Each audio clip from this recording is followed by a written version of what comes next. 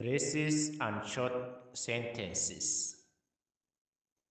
Number 1. Pick it up.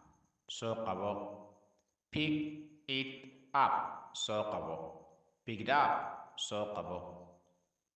Number 2. Come with me. It's alright. Come with me. It's alright. Come with me. It's alright. Number 3. Don't bother me. Hay living. Don't bother me.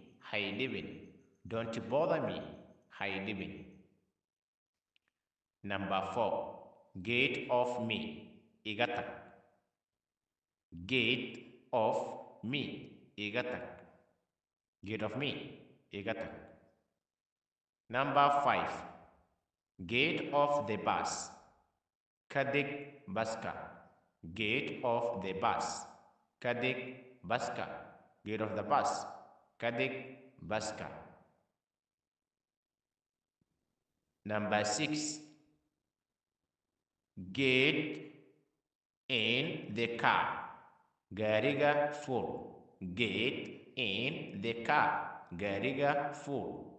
Get in the car. Gariga full. Number 7.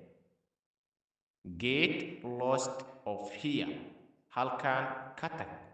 Get lost of here. Halkan katak. Get lost of here. Halkan katak.